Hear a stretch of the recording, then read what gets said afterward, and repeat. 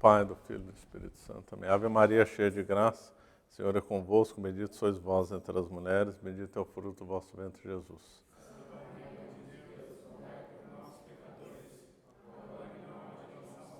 Auxílio dos cristãos. Bom, hoje vamos tratar da Segunda Guerra Mundial, mas do início. Por causa do Ângelo, aí nós gravamos a primeira, na realidade, é a segunda, né? E essa aqui, então, é a primeira. Confusão, né?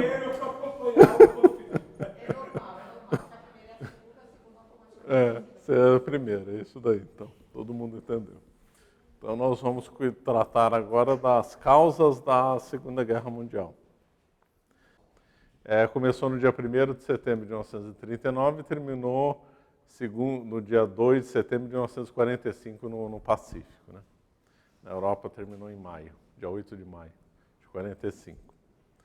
E foi uma guerra de longe a mais sangrenta da história, né? 70, 80 milhões de habitantes.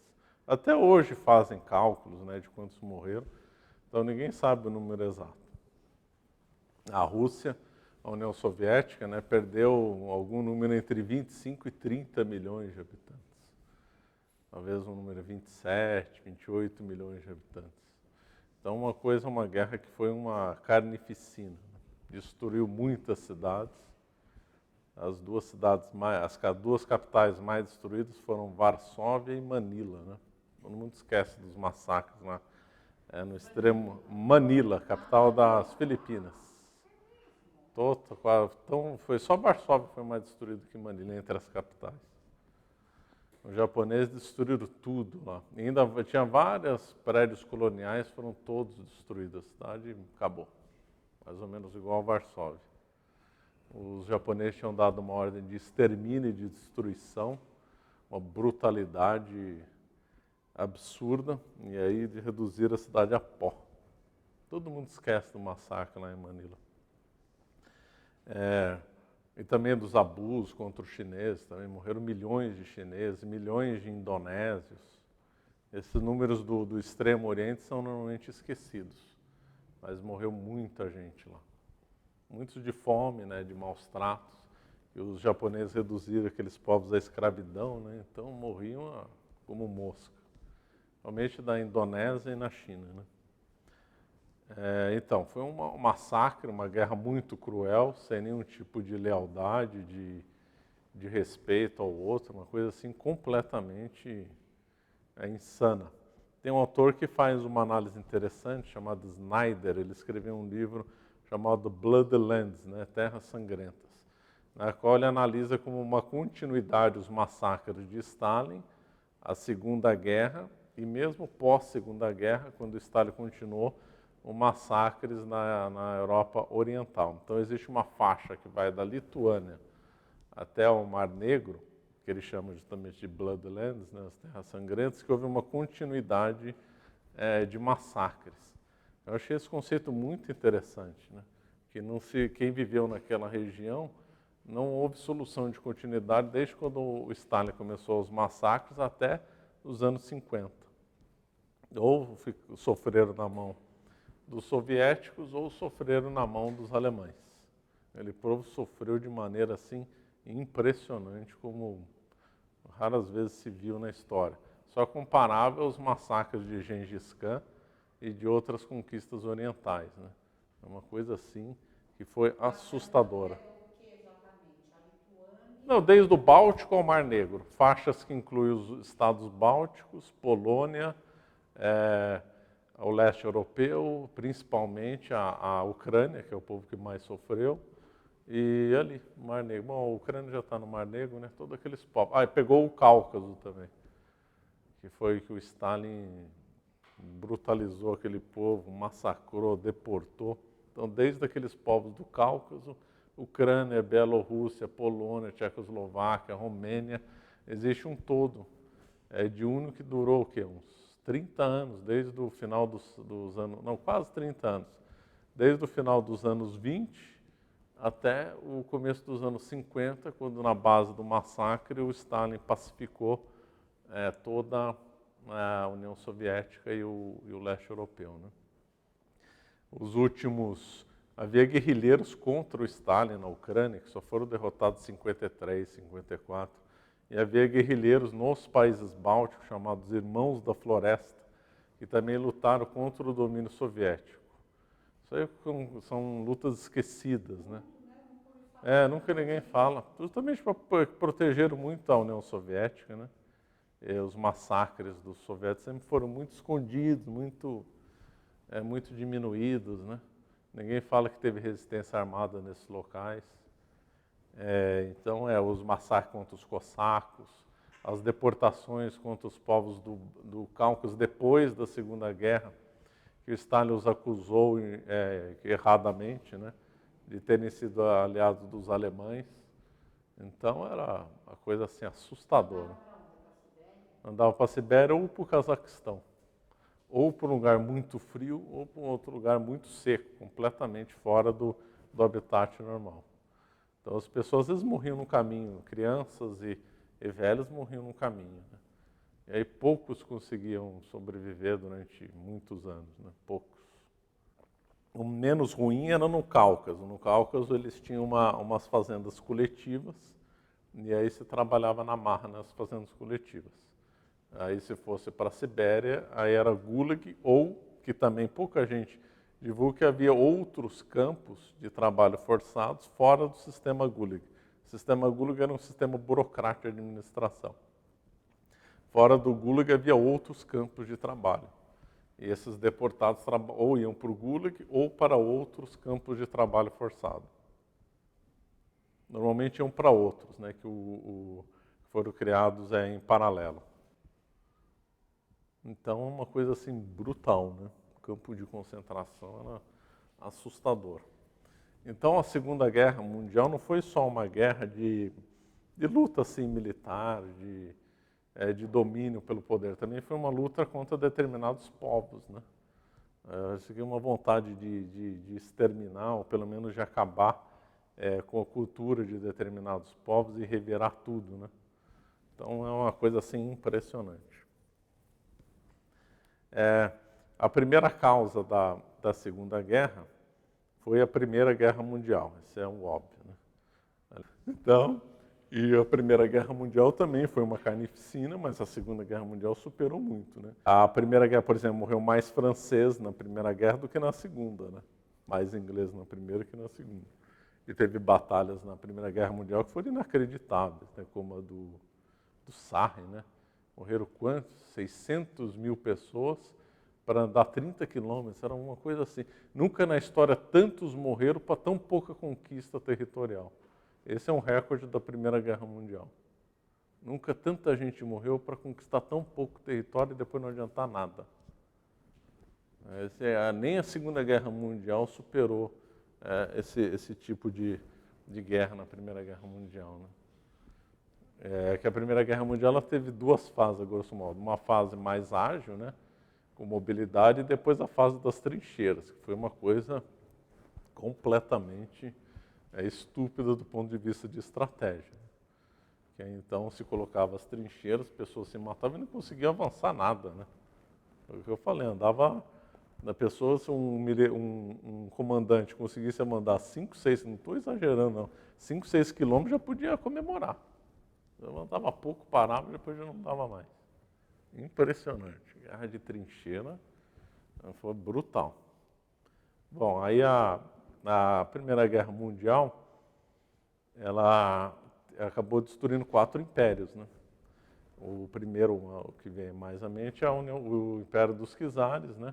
O czar caiu em 1917, com a Revolução Russa, e aí foi criada então a União Soviética.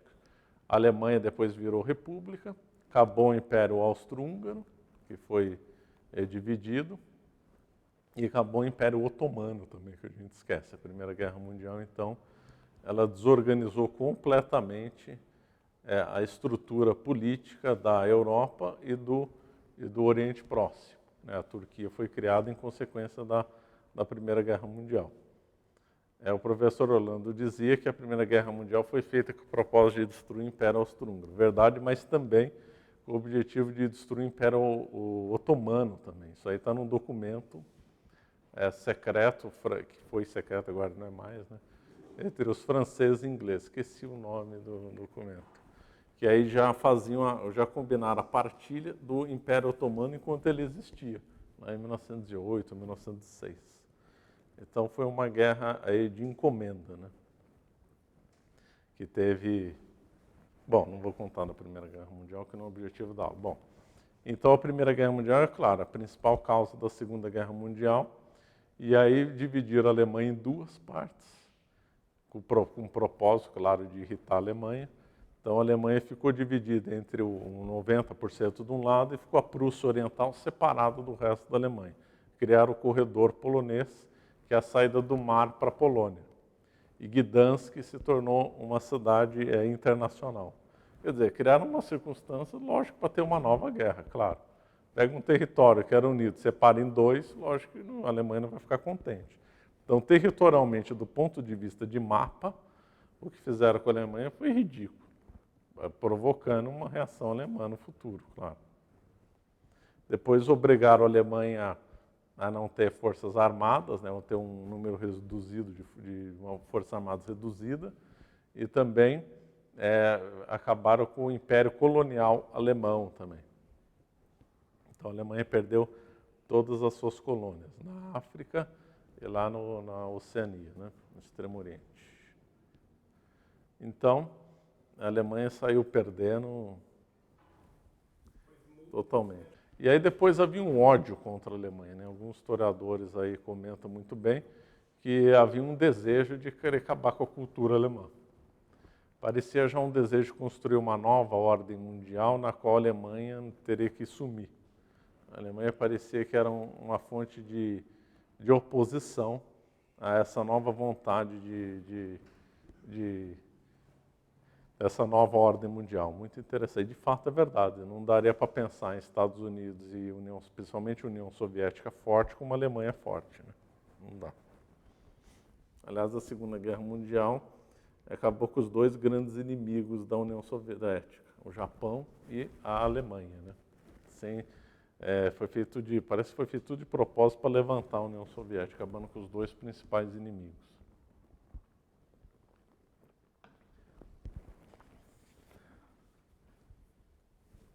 A Alemanha, logo no finalzinho da Primeira Guerra, ela sofreu uma revolta comunista, lá, principalmente no sul. E aí chegou a instalar uma república soviética lá na Baviera, liderada pela Rosa Luxemburgo, criminosa. Aí depois foi sufocada essa revolta comunista, mas os alemães ficaram muito com medo do comunismo, né? A Hungria sofreu um golpe comunista em 1919, liderado por Bela Kun, apoiado por Lenin. Então, o mundo vivia com medo do comunismo, que deu margem para aproveitadores. E aí, graças às indenizações impagáveis que a Alemanha tinha que honrar todo ano, não conseguia. E a inflação disparou. Em 1923 ou 22, a inflação atingiu uns números assim astronômicos. Então as pessoas, para comprar um sabonete, tinha que lotar um carrinho de supermercado inteiro. Tocava-se campainhas nos supermercados alemães, dizendo que o preço estava mudando. Então as pessoas saíam em corrida, desesperadas para passar logo para o caixa para comprar. Quem viveu aqui o período de inflação no Brasil, lembra dos remarcadores de preço, né? Mas na Alemanha era muito pior que isso.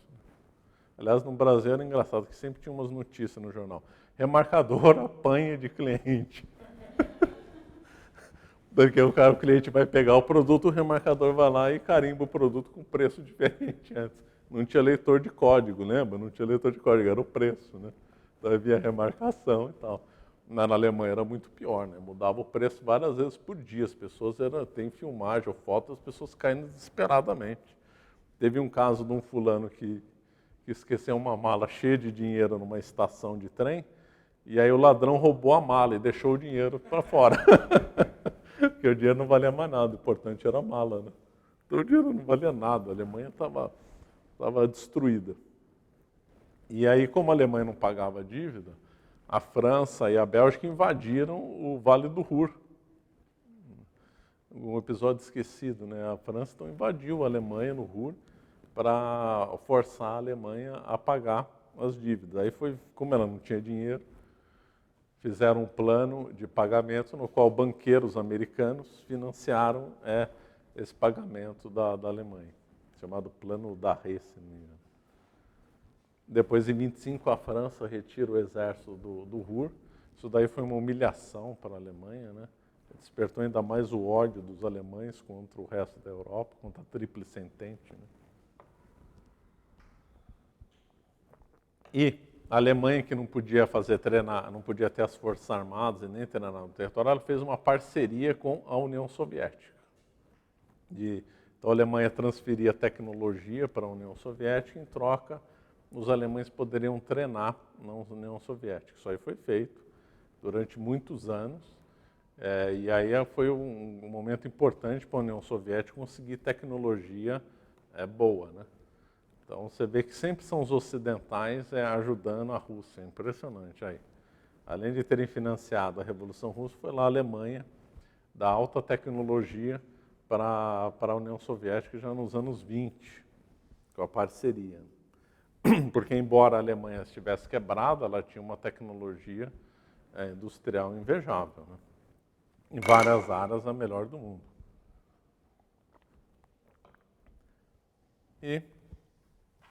Então, essa foi uma das razões ligadas à Primeira Guerra. Outra causa da Segunda Guerra Mundial foi o fascismo, claro. O fascismo lá ligado ao Benito Mussolini. Eu não vou comentar muito, já tem muita aula gravada lá. O Mussolini assumiu o poder na Marcha sobre Roma em outubro de 1922. Na marra, né, uma vergonha, né, aquele rei Vittorio Emanuele. Nossa, que vergonha que aquela monarquia italiana. E a Vittorio Emanuele III, aí tem várias versões, né? Uns dizem que não tinha outra saída, outros dizem que sim, ninguém sabe direito. Mas ele acabou cedendo e nomeou o Mussolini como primeiro-ministro. Então o Mussolini, na realidade, ele foi um ditador tendo um rei. Uma coisa completamente patética, né? A monarquia italiana só vai cair em 1946, com um plebiscito. Quer dizer, é uma coisa completamente patética, né? Um ditador que mandava tudo e um rei fraco, né? Ridículo. Uma vergonha, né, dos italianos. E aí o Mussolini influenciou muita gente na Europa, né? Salazar, Franco e o Hitler. O Hitler gostava muito do Mussolini. E não é só isso, o Mussolini, apesar da aparência, ele era muito inteligente, né? Muito esperto, tinha estudado muito, ele era um socialista fanático, os mais radicais que tinha, mas aí ele percebeu, junto com outros, né? Não foi o único a perceber, que o marxismo internacionalista não daria certo, ou seja, o socialismo internacionalista, como o Marx havia comentado, não daria certo. Teria que ter um nacional-socialismo. Aí teve um racha no movimento socialista internacional. Um lado ficou marxista clássico, não, tem que manter a internacional. E o outro lado falou, não, temos que adaptar e criar, então, o nacional-socialismo. Então, aí nasceu o nacional-socialismo, da qual Mussolini foi o principal expoente. Então, ele nunca deixou de ser socialista, né? Um dado interessante é que uma das pessoas que influenciou o Mussolini, hoje esquecido, mas ele foi muito importante na época, ele criou a ideia mas ele fomentou a ideia do mito, que é o Sorrel. Então o Sorrel dizia que todo movimento tem que criar um mito. Criar qualquer personagem, inventar coisas para ela, inventar coisas que estejam mentirosas, mas a sociedade precisa de um mito. Qualquer um, seja verdadeiro ou mentiroso. Francês, Georges Sorel. Fundamental, o Mussolini tirou a ideia dele da violência, né? Sorel dizia que só conquista o poder para valer com violência. E ele desenvolveu a teoria do mito. Então, o partido ou a pessoa tem que ser mitificada. E o Mussolini incorporou isso, o Hitler incorporou isso, outros incorporaram isso. PT, claro, é perfeito. São ideias do Sorel. Então, o Sorel desenvolveu uma ideia perfeita, que é a ideia do mito, que dizia ele que todos os povos da humanidade sempre tiveram mito. Então, o comunismo tem que criar mito. Então, quem quiser ser socialista e tiver sucesso, tem que ter um mito em volta dele. A ideia é perfeita. Do mal, mas perfeita. E o Mussolini também ficou ligado ao Giovanni Gentili, que era um hegeliano fanático, obcecado pelo Estado, que foi fazer reforma educacional na Itália com base no Hegel. Também é do tempo do Mussolini que foi criada a Carta de Lavoro, que influenciou várias leis trabalhistas no mundo inteiro, inclusive na brasileira, né? A nossa CLT tem alma fascista, lá do Mussolini.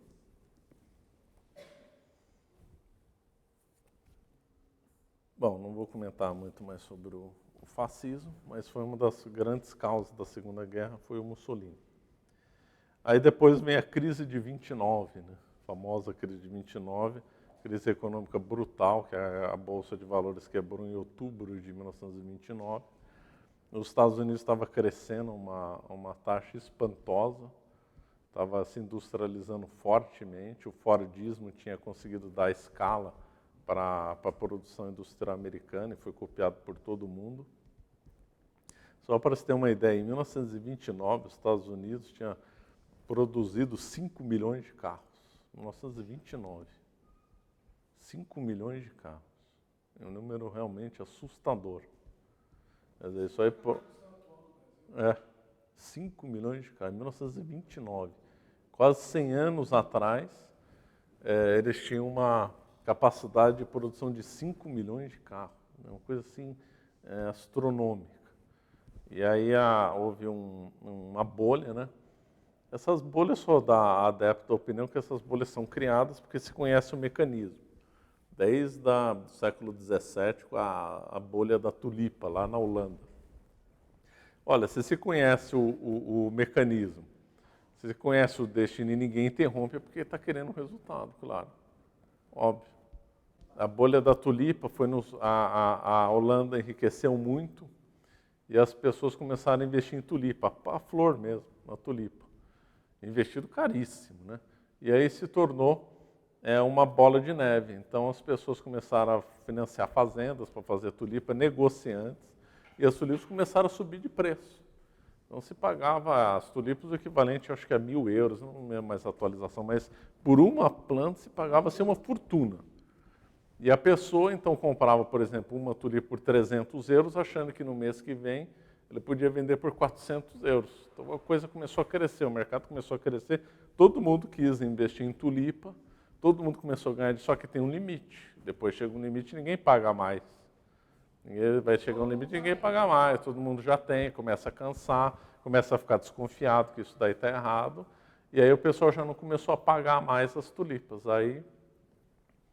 Aí quem fez dívida para vender a tulipa não conseguiu pagar as dívidas. E aí começou a ter quebradeira. Século XVII. Qualquer livro de história da economia comenta a crise da tulipa.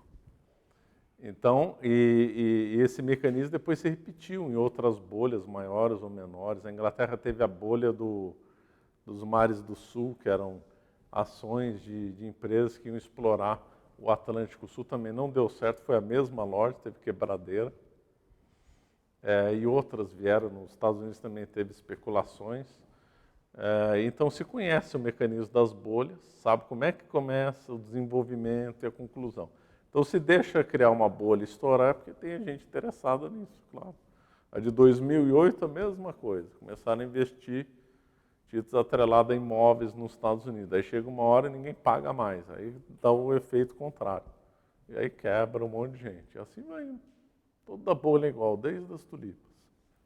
29 idem. Chega uma hora não dá para sustentar e quebra tudo. E o mito de 39 é que o Roosevelt não consertou a economia, isso é lenda. Na realidade, dizem que o Roosevelt atrasou a recuperação americana. A recuperação americana mesmo veio com a Segunda Guerra Mundial.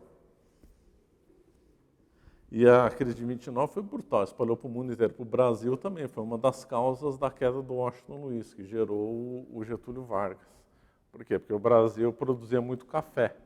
E aí, com a crise mundial, o pessoal deixou de comprar café, e o Brasil quebrou, né? O Getúlio Vargas, quando assumiu, fez a famosa queima do café, juntou os armazéns de café, queimou tudo, para tentar subir o preço. E nessa crise aí também houve muita desconfiança do capitalismo. Só para ter uma ideia, nos Estados Unidos teve 100 mil pedidos de americanos para emigrar para a União Soviética. 18 mil emigraram. 18 mil americanos emigraram da União Soviética e empresas americanas foram investir na União Soviética. Tem um livro muito bom que trata disso, tem fotos de americanos na cidade de Gorky e teve campeonato de basquete estilo americano lá na Rússia, lá na União Soviética, em Gorky, tem a foto lá deles, chama The Forsaken, livro muito bom.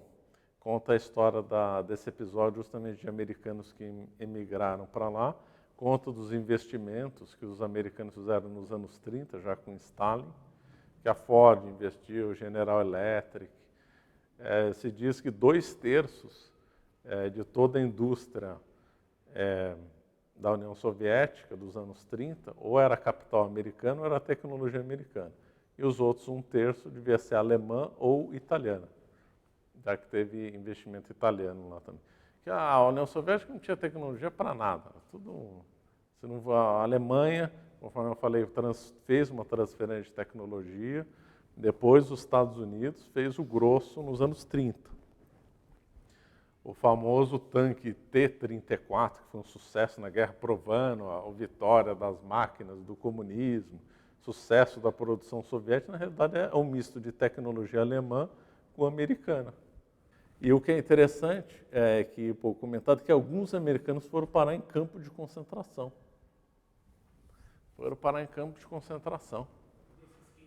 Desses que emigraram, porque o Stalin era um assassino brutal, né?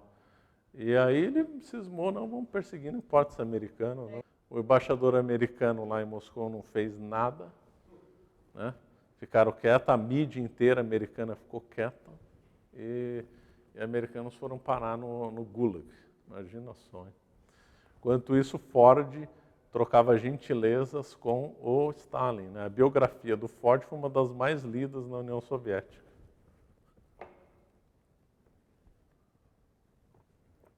E pelo menos um ou dois, não lembro mais, desses americanos que foram para o Gulag conseguiu sobreviver e voltou para os Estados Unidos e escreveu um livro.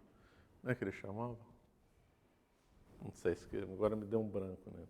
Mas ele nunca conseguiu ter espaço na mídia para divulgar o que ele queria. Impressionante. Uma história dessa era para virar filme, virar o livro mais vendido do ano. Imagina só, a aventura de um americano que foi para lá, para a União Soviética, foi trabalhar em indústria, foi para o Gulag e voltou vivo para os Estados Unidos. Era uma história para virar tudo. Não. Os jornais, ninguém, tudo abafado, tudo. Esqueci o nome dele, né? Porque esse Forsaken cita ele. Uma das bases do Forsaken é justamente nos relatos desse americano, que me deu um branco o nome dele. Se eu não me engano, esse ou o outro comenta que quando ele estava no Gulag, ele identificou um maquinário americano trabalhando lá no Gulag. Impressionante, né? E a crise de 29 foi brutal na Alemanha. Claro, a Alemanha estava começando a melhorar, de repente vem a crise de 29. Aí foi um pesadelo na Alemanha. As pessoas começaram a ficar desesperançosas de tudo, desesperadas, e sempre nesse momento surge o esoterismo. Aí teve um surto esotérico na Alemanha, pessoas consultando cartomantes, videntes, etc. Na realidade, esse surto já tinha começado antes, já logo depois da primeira, já no final do século XIX já tinha forte, na Primeira Guerra Mundial também, e aí foi reforçado, não é que começou, mas foi muito reforçado nesse período. Os hippies teve um movimento pré-hippie, se diz pré-hippie porque era muito parecido, né? Duvido que os hippies americanos teriam se baseado neles, mas eram não sei, me deu um nome branco o nome deles, mas é muito parecido com os hippies, impressionante. Até parece que os hippies copiaram dele. Não copiaram, mas é muito impressionante. Como chegavam nos mesmos objetivos. Fazendas coletivas, igualitarismo, amor livre, igualzinho os hippies, roupas estranhas, igualzinho, mesma mentalidade. Aliás, atualmente, que ninguém não se divulga, mas na Venezuela agora está tendo um surto esotérico e satânico impressionante lá. É claro, né? O socialismo deixou aquelas pessoas ali na fome, então as pessoas vão para o desespero. O satanismo lá tá forte lá, com coisas assim brutais. Então, a crise de 29 também foi uma causa. Quem é adepto das teorias econômicas diz que a causa de 29 foi a principal causa da ascensão do Hitler. Aí é exagero, claro, mentira, porque tem historiador que só vê causa econômica em tudo, né? E aí está errado. É uma mania de só ver causa econômica. Tudo acontece uma coisa, causa econômica, acontece outra, causa não. Mentira, não foi só a crise de 29, nem foi a mais importante. Se não tivesse tido a crise de 29, o Hitler teria ascendido ao poder do mesmo jeito. E aí foi a grande causa, claro, da Segunda Guerra Mundial foi a ascensão do nazismo. Né? O nazismo significa Partido Nacional Socialista. É interessante observar quando vê historiadores bons como William Shirer e outros, como vê o nazismo como uma consequência natural da história alemã. Isso daí é fundamental. É que não dá para aprofundar, porque agora é a Segunda Guerra, mas valeria a pena ou voltar, ou quem quiser, estudar mais a fundo isso. E realmente tem uma lógica total, desde Lutero até Hitler. Parece que você está vendo que um episódio pede o seguinte, é impressionante. Então, na ascensão do Lutero, o racismo dele, a visão messiânica, o autoritarismo do Lutero, quando ele apoiou príncipes que massacravam o povo. Então, todo aquele comecinho do Lutero fala, sugere outra coisa. A Guerra dos 30 Anos, que é pouco comentado, uma guerra importantíssima, que mudou o curso da história totalmente, mudou o jogo de forças na Europa. Estava na mão dos Habsburgos, não que os Habsburgos fossem perfeitos, mas foi para uns muito piores, foi para os Bourbons. E a Guerra dos 30 Anos destruiu a Alemanha, né? Destruiu. Teve regiões lá que só recuperaram demograficamente só no final do século XIX, para você ter uma ideia. Demorou 300 anos para recuperar demograficamente. E a paz de Westfália foi condenada pela igreja, né? Porque os resultados dela foram péssimos. Péssimos, péssimos, péssimos. A paz de Westfália preparou o terreno para a Revolução Francesa e foi o embrião do Estado-nação. Então, o Estado-nação nasceu com a Revolução Francesa, mais ou menos, o embrião estava na paz de Westfália. Ali é o embrião, o nascimento da Revolução Francesa. Não foi criado da Revolução, mas começou lá na paz de Westfália, que é pouco comentada. A paz de Westfália também propiciou a liberdade de religião na Alemanha, propiciou o Estado-nação, derrubou os direitos da igreja naquela região e deu a força, né, para a França, que estava totalmente decadente na época, a família dos Bourbons. Só uma coisa da consequência disso. Me lembro de ter ido na Alsácia, numa vilinha, e lá estava uma igreja católica que tinha horário para missa luterana e para missa católica. E a lei via de 1648, quando teve a Paz de Westfália. Então, a Paz de Westfália chegou até nisso, até numa vilinha da Alsácia, para dizer, metade do dia é para os luteranos, outra metade é para os católicos. Que coisa, impressionante.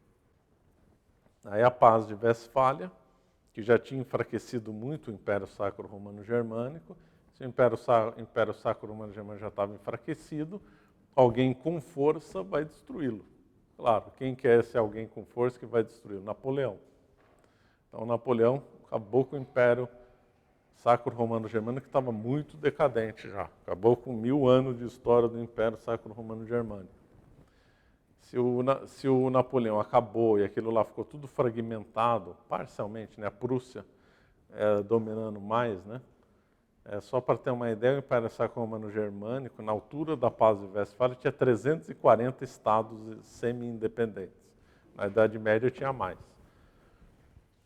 E aí o Napoleão desorganizou toda aquela situação, extinguiu o Império Sacro-Romano Germânico, dando margem para quem? Alguém mais forte na Alemanha controlar todo mundo, que foi a Prússia.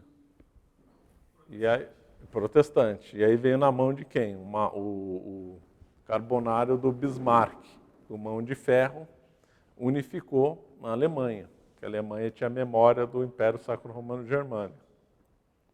E aí criou o chamado Segundo Império, ou Segundo Reino. Aí veio o Bismarck. Está vendo como tudo tem sua lógica? Impressionante. E aí o Bismarck, querendo reviver os bons tempos, se tornou imperialista, claro. Como a França e a Inglaterra já tinham ido para os mares, o Bismarck também quis ir, também foi para os mares. Aí é um jogo de forças, principalmente entre Inglaterra e Alemanha, que caberia até mais estudo por que os ingleses tinham tanto ódio dos alemães. E aí fizeram então provocaram então uma Primeira Guerra Mundial para tentar destruir para valer a Alemanha. Não consegue, mas consegue dividir a Alemanha de modo, conforme eu falei. E depois, se tem Lutero, se tem todo esse pensamento errado, vai dar margem a filósofos que vão pensar erradamente. Como, por exemplo, Hegel, Schelling, todo o idealismo alemão. Dá margem, por exemplo, para Wagner, que o Hitler adorava, né? O Hitler era obcecado, a grande influência assim, sentimental para o Hitler, e também parte intelectual, foi o Wagner, sem dúvida nenhuma. Curiosamente, essa mentalidade do Wagner inspirou o Walt Disney, né? Que o Wagner idealizou um parque temático, né? Curioso, um parque temático romântico, e que nunca conseguiu construir. E aí esse parque temático romântico alguém conseguiu muito tempo depois lá nos Estados Unidos, que foi o Walt Disney, né? Interessante. Então, tudo na Alemanha não dá para comentar mais, mas a consequência é sempre natural. E aí, com uma filosofia completamente decadente, surtos esotéricos e um desejo de vingança, vai ter que surgir alguém que vai pegar esse ramo esotérico com um desejo de vingança. Essa pessoa é o Hitler. O Fest, Joachim Fest, que escreveu uma biografia primorosa sobre o Hitler. Não precisa ler outra, ela é muito boa. Então, são quase 900 páginas, não, quase 1000 páginas falando do Hitler. É imperdível. São 2 volumes. A situação da Alemanha esperava o Führer. Quer dizer, se talvez não fosse o Hitler, seria outro. Tanto o Fest, o Schirer e outros comentam, o Hitler é a consequência natural da história alemã e do desenrolar de tudo. Parece dar a premissa maior, a menor, você chega a essa conclusão, não tem jeito. E aí veio o Hitler e fez esse liame. O Hitler, ele nasceu em 1889, perto lá de Linz, a antiga era Império Austro-Húngaro, hoje é Áustria. Depois aí ele mudou para Munique, serviu ao exército alemão, serviu na Primeira Guerra Mundial, teve contato com círculos esotéricos já na Áustria também, né? A Áustria, o que vale para a Alemanha, vale para a Áustria em influência esotérica, estavam iguaizinhos. Tudo que tinha aquelas coisas esotéricas na Alemanha tinha na Áustria, mesma coisa. E ali um louco chamado Guido von List, adepto do votanismo, o pessoal é criativo, viu? Votanismo, é adepto por causa dos deuses nórdicos, né? Wotan. Então era adepto do votanismo, que a Alemanha, incluída a Áustria, claro, todos os povos germânicos tinham que voltar a adorar os deuses pagãos.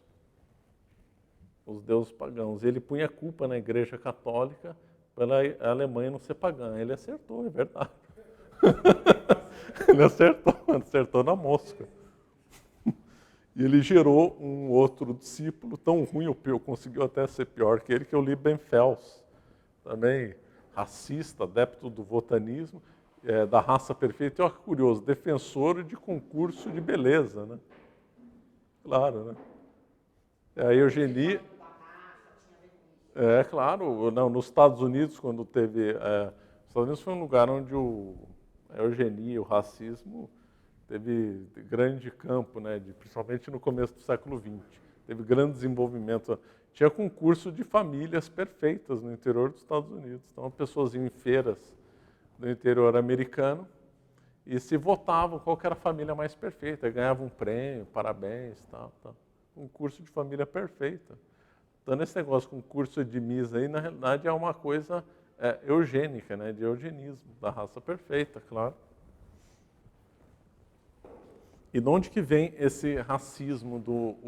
É curioso que o Ritter fez uma união dialética, né, uma faísca, se fosse o professor Orlando analisando, entre o ramo racionalista do racismo e o ramo esotérico do racismo.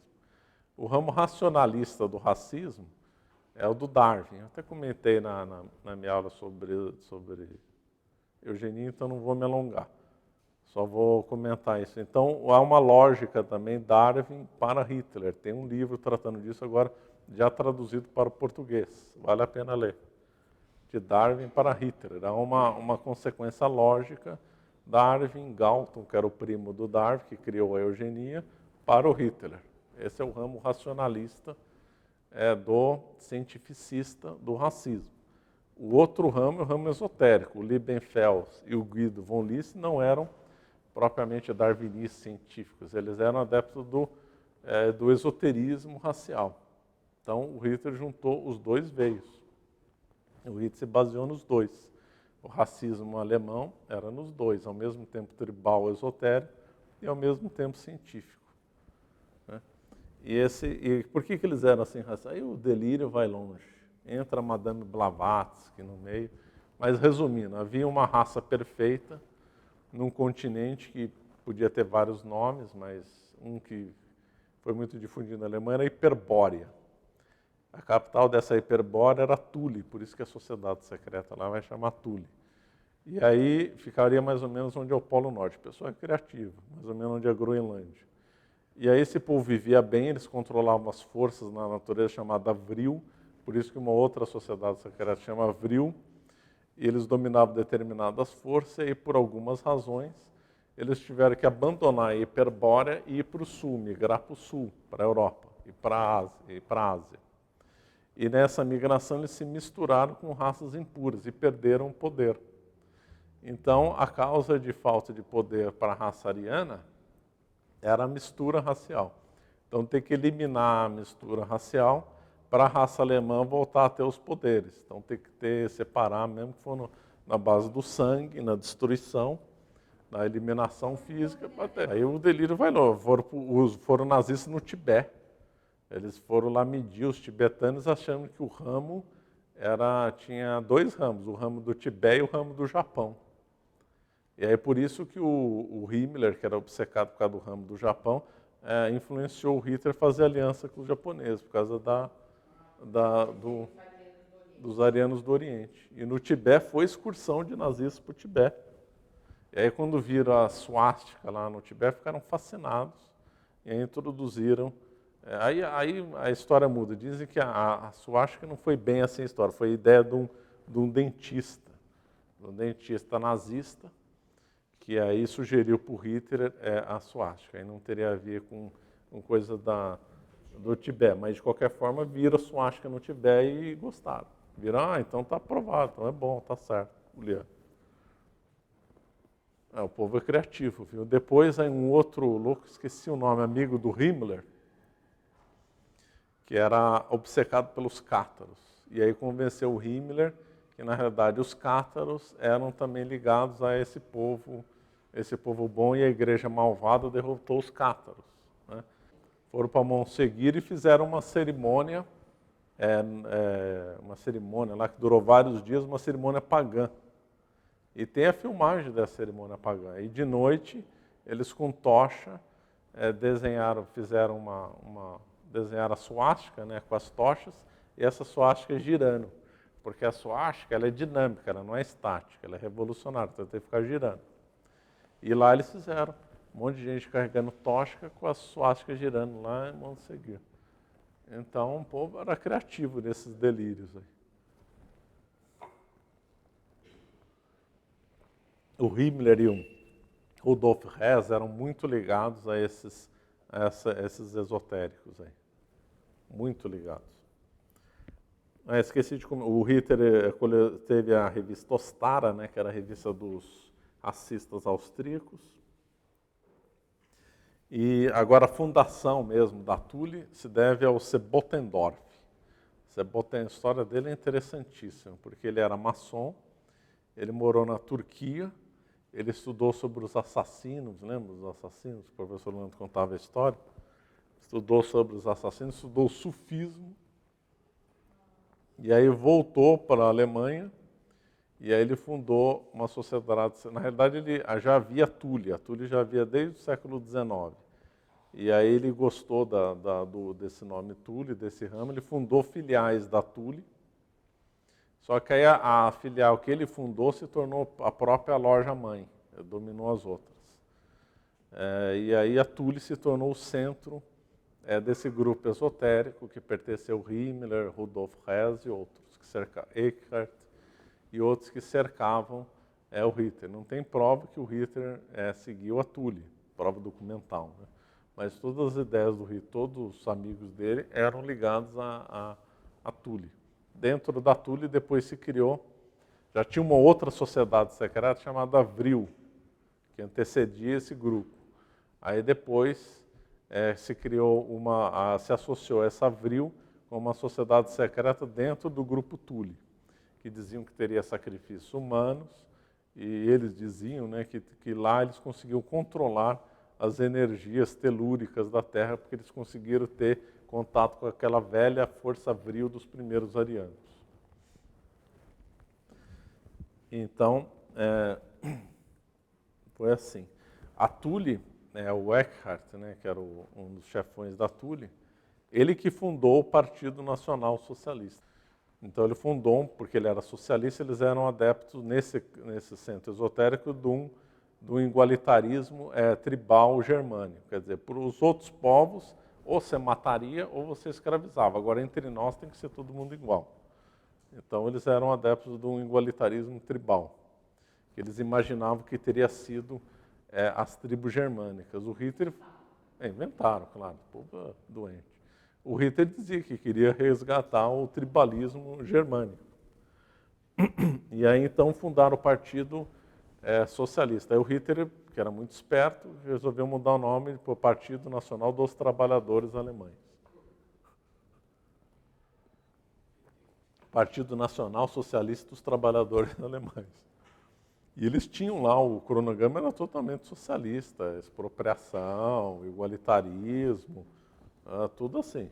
Foi a mando da Thule.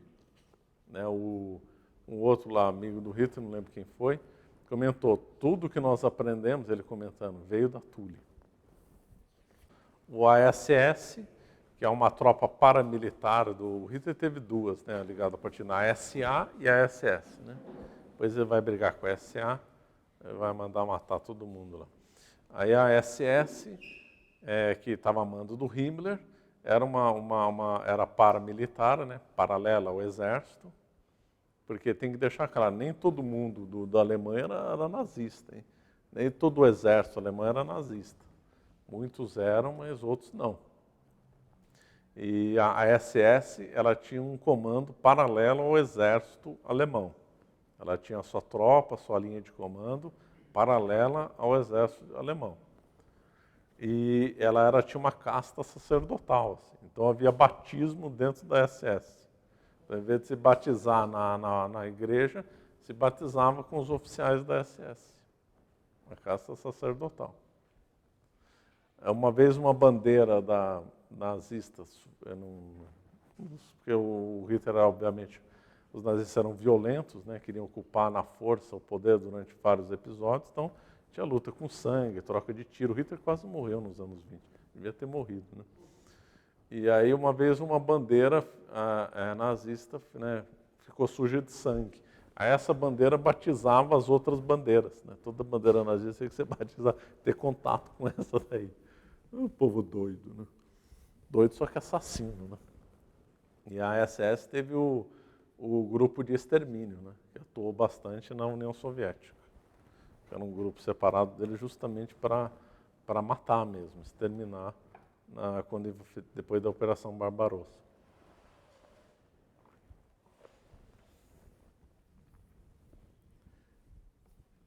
O Goebbels, se não me engano, não saiu desse grupo. O Goebbels era um socialista radical, mas ele era mais da linha marxista, né?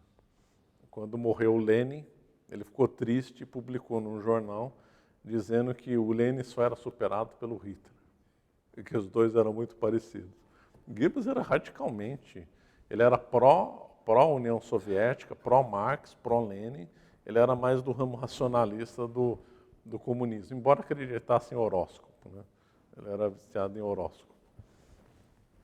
E ele ficou famoso, né? Acho que o nome mais famoso depois do Hitler é o Goebbels, ser o ministro da propaganda, né? E aí todo mundo critica o nazismo, absurdo, mas os princípios de propaganda do Goebbels são aplicados hoje. Quem estuda publicidade confessa, quem criou a publicidade moderna foi o Goebbels. E se a gente vê agora na pandemia, várias técnicas do Goebbels foram empregadas. É impressionante. Se a gente pegar os 11 pontos do Goebbels principais, nós vamos ver que é aplicado em política, televisão, tudo quanto é lá. Televisão, nossa, demais, é Goebbels puro. Mas a pandemia foi bem clássica do Goebbels. Então, vale muito a pena estudar, para quem gosta dessa área, estudar a propaganda do Goebbels. Pois o Goebbels vai ficar o braço direito no final da guerra, o Goebbels é que vai ficar o braço direito do Hitler, mas ele não era. Ficou um tempo o Rudolf Hess, só que o Rudolf Hess era limitado, né? Tinha algum problema. Os outros diziam que era o Himmler, mas no final da vida, quem ficou do lado do Hitler foi o Goebbels, né? Que era um demônio também. Bom, o que se comenta muito é que o nacionalsocialismo não era socialista, né? Isso é muito comum fazer essas objeções. Então, o povo apresenta a seguinte objeção, algumas objeções para dizer que o nacionalsocialismo não era socialista. E é engraçado como esse debate é no Brasil, né? Que aí alegou dizendo que não era socialista, porque imagina só, o governo da Alemanha disse que não era. Sério, deram esse argumento. Não, você acredita nisso? Outro deu argumento que aquela revista alemã horrorosa, Der Spiegel, né? Também falou que o Hitler não era socialista. Quer dizer, é a mesma coisa falar que uma coisa é certa porque a Rede Globo disse ou porque o governo disse. Não, alguém acredita nesse nível de argumentação? E deram como razoável. Olha, não, tá vendo? Vocês erraram porque o governo alemão disse recentemente que o nazismo não era socialista. Olha o delírio de argumentação desse povo. O Joaquim Festa, claro, disse claramente que o nazismo era socialista, né? Com excelentes argumentos. E que não dá para ler a exposição dele. Não, e eles se diziam socialistas, o programa deles era socialista. Então, mas algumas objeções. Uma objeção que se dá: a Alemanha invadiu a União Soviética em 1941, logo não era socialista. Bom argumento esse, né? Aí como é que eles explicam que o Vietnã invadiu o Camboja? O Vietnã era socialista, o Camboja também era socialista. Aí não tem.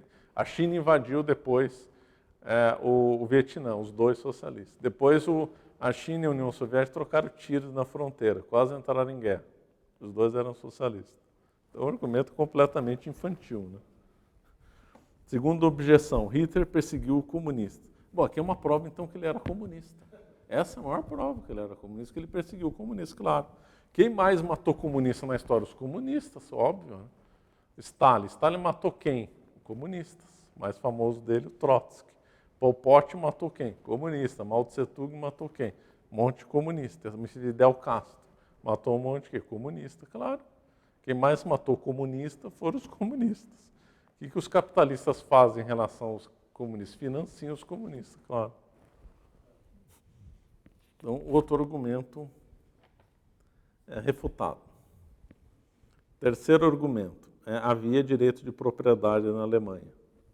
Aí parece um argumento forte, já que o Hitler, embora tenha iniciado um processo de estatização e não tenha concluído por causa da guerra e de outras circunstâncias. Mas o objetivo dele é esse. Esse que o pessoal não consegue analisar. Dizer que o nazismo é socialista não significa que ele conseguiu implementar o programa na Alemanha. Por exemplo, o partido, mais ou menos um argumento, por exemplo, dizer que o PSTU não é comunista porque não implantou o comunismo no Brasil, ou que o PT não é comunista porque não conseguiu implantar o comunismo no Brasil. Não tem lógica nenhuma você dizer que ele não é comunista porque não conseguiu implantar um programa. Tem lógica, eles tentaram, mas não deu tempo. Então não tem lógica nenhuma esse argumento. Mas os autores sérios, como quem quiser comentar, tem um autor muito bom chamado Pipes, né? Richard Pipes. Ele escreveu um livro muito bom, escrito Liberdade e Propriedade. Ele é um especialista em história da Rússia. E a análise que ele faz da Rússia de propriedade é muito interessante, na qual ele diz que na Rússia a Revolução triunfou porque a propriedade lá era associada ao poder político. Olha que raciocínio inteligente e verdadeiro. Então, na Rússia, normalmente era difícil você ser dono na Rússia czarista, né? Isso aí começou a mudar no final do século XIX, mas não totalmente. Então, na Rússia era difícil ser dono de propriedade se não tivesse o poder político local. Então, não havia essa distinção, o que facilitou. Aí, quando mudou o sistema político, como a política gerava propriedade, mudou o sistema político, então mudou o sistema de propriedade. Perfeita análise, né? Porque lá, como eles não foram romanizados na União Soviética, os russos não foram romanizados, então nunca tiveram um conceito de propriedade bom, né? Não que o romano fosse perfeito, mas o romano era melhor que qualquer outro que tinha antes dele, né? Mas o Hitler dizendo uma questão. Quero que todos mantenham a propriedade que adquiriram para si conforme o seguinte princípio, o princípio do Estado alemão. O terceiro Reich sempre terá o direito de controlar os donos da propriedade. Palavras do Hitler.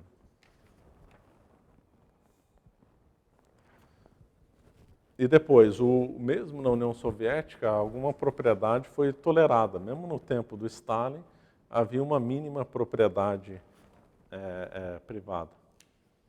A Iugoslávia também chegou a ter propriedade privada e ninguém vai dizer que a Iugoslávia sob Tito não era socialista. Hoje, em Cuba, tem uma certa propriedade privada e ninguém diz que lá é capitalista. Mesmo na China, sobre Mao Tse-tung, o Mao Tse-tung tolerou mercados. Por esse negócio de mercado de Wuhan com morcego, isso aí foi ideia do Mao Tse-tung. Deixar as pessoas venderem livremente em mercados no interior qualquer bicho que quisesse. Então ele liberou um certo mercado. E outros, né? Aqui um outro alemão combina muito, um autor que combina muito bem sobre a Alemanha, chamado Heimann, ele escreveu um livro comentando justamente sobre direito de propriedade na Alemanha, dizendo isso, dizendo que os fabricantes da Alemanha chegaram a entrar em pânico quando algumas indústrias começaram a ser expropriadas pelos nazistas. E uma carta de um empresário alemão, isso tudo Heimann dizendo, para um americano disse, a diferença entre o nazismo e o sistema russo comunista é muito menor do que você imagina. Então, havia sim primeiro que o Hitler expropriou algumas empresas, estava em caminho disso, só que não conseguiu realizar o programa. E depois, o Lenin chegou, quando ele viu um fracasso imediato no comunismo de guerra, ele implementou a nova política econômica, que permitiu determinados bens privados, determinada produção privada. Vamos dizer que o Lenin era capitalista. São objeções muito fracas. A quarta objeção, grandes empresas internacionais investiram na Alemanha. Então, ele fala, os grandes capitalistas investiram na Alemanha, logo a Alemanha não era, o nazismo não era comunista. Bom, mas grandes empresas investiram com o Stalin, acabei de falar, Ford, General Electric, etc. Americanos depois investiram na China, né? Não vamos esquecer que a China teve forte investimento americano. Depois, outro argumento que se dá. Hitler não defendia o igualitarismo, pois era racista. Bom, isso aí parece ser um bom argumento, já que todo mundo é igual para ao comunismo. Então, se o Hitler vinha uma classe inferior, logo, então ele não era comunista. Pronto, peguei, dei um argumento refutável. Só que se esquece que o Marx era racista. O Marx era profundamente racista. Defendeu extermínio dos povos inferiores. O Engels era racista. o Marx defendeu uma coisa que os marxistas e comunistas odeiam, né? Que se lê, mas então eu vou lembrar, que é justamente quando o Marx defendeu os Estados Unidos na luta contra o México, né? Esses marxistas ficam loucos da vida, mas é verdade. O Marx defendeu os Estados Unidos contra os mexicanos, porque achava que os mexicanos eram inferiores. E depois, num texto, o Marx escreveu em jornal americano capitalista, né? E depois o Engels e ele, como na Gazeta, lá eles tinham uma Gazeta lá, eles eram abertamente racistas. Eles diziam que, se depois, porque eles esperavam uma revolução mundial comunista, se aí nessa revolução mundial comunista sobrasse alguns povos que não aderissem ao comunismo, esses povos deveriam ser exterminados. Porque eles se basearam muito no Moses Hess, que era um socialista racista e sionista também. Então, só para concluir, então, pontos de contato entre o comunismo, entre o marxismo-leninismo e o nazismo. Restrição da propriedade privada. Na prática, Lenin e Stalin não conseguiram acabar com toda a propriedade dos meios de produção. Hitler também limitou a propriedade privada, só não conseguiu mais por causa da guerra. Mussolini, Mussolini era radical. Quando Mussolini, pouco antes, o lugar mais socialista depois da União Soviética era a Itália. Ele chegou a vários ramos da economia italiana, eram 3/4 na mão do Estado. E quando Mussolini assumiu lá a República de Salò, no final da vida, ele queria estatizar toda empresa com mais de 100 empregados. E morreu se declarando socialista. Depois, racismo. Na realidade, os comunistas e os nazistas são todos racistas, claro. A título de curiosidade, é que quando teve a Constituinte de 1946 no Brasil, Jorge Amado, que era do PCB, e mais o companheiro, tinham 2 do PCB na Constituinte de 46. Os 2 quiseram passar um artigo para a Constituição proibindo imigração de japoneses. Está aí, racismo aqui em terra tupiniquim. Visão totalitária. Marxismo e nazismo pressupõem uma visão completa de mundo que exclui qualquer outra. Isso aqui eu vou abordar na próxima aula. Busca do novo homem. Isso aqui é um conceito muito interessante. Também vou abordar na próxima aula. Marxismo e nazismo buscavam fabricar um novo homem. Ódio contra a Igreja Católica. Os nazistas, os votanistas, comunistas, marxistas odeiam a Igreja Católica. Visão de Estado forte. Típica mentalidade hegeliana, né? O Hegel, olha, foi um dos piores filósofos da história, só para ele criar essa estrutura de tentar sistematizar logicamente um Estado forte, olha, foi uma coisa totalmente criminosa do ponto de vista filosófico. Aí poderiam falar assim, mas poderia surgir Estado forte sem Hegel. Sim, mas o fato de dar uma certa racionalidade para um Estado tentar dar, favorece muito o pensamento, né? Claro. E depois o Hegel foi um dos pais intelectuais do Marx, né? E também, de forma não imediata, mas imediata, também influenciou muito o Hitler, né? Influenciou também o Mussolini. Outro ponto, igualitarismo. Para Marx era um igualitarismo social, para Hitler era um igualitarismo racial, tribal e germânico. Outro ponto, comando e controle sobre as massas. É da natureza desse sistema manter os povos sob controle estrito, claro.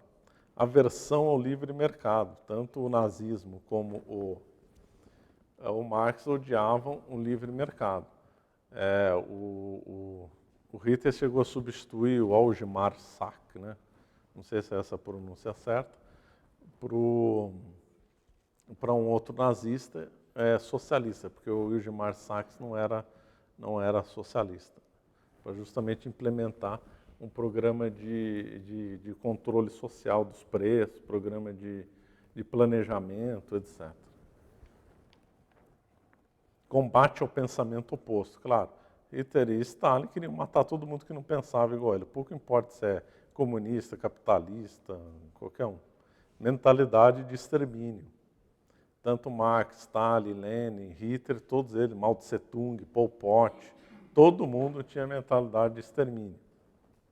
Esperança de uma sociedade perfeita, claro, eu vou comentar na próxima aula. Todos eles queriam construir uma sociedade perfeita, o milenarismo, né, ou utopia. E o partido único, né? Não vamos esquecer que essa ideia de partido único surgiu com o comunista lá, como é que ele chamava? Francês. Deu um nome branco o nome dele, mas o Marx não falava de um partido único. Quem criou a teoria do partido único foi esse francês.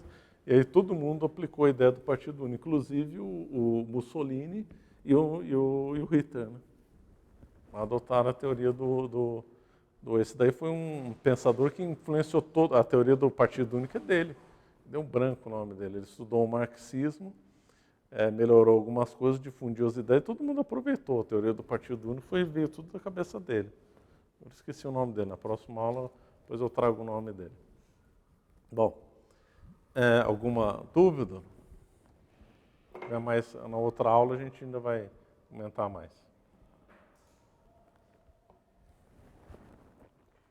Dúvidas? Não? Então vamos rezar? Ave Maria, cheia de graça, o Senhor é convosco, bendito sois vós entre as mulheres, bendito é o fruto do vosso ventre, Jesus.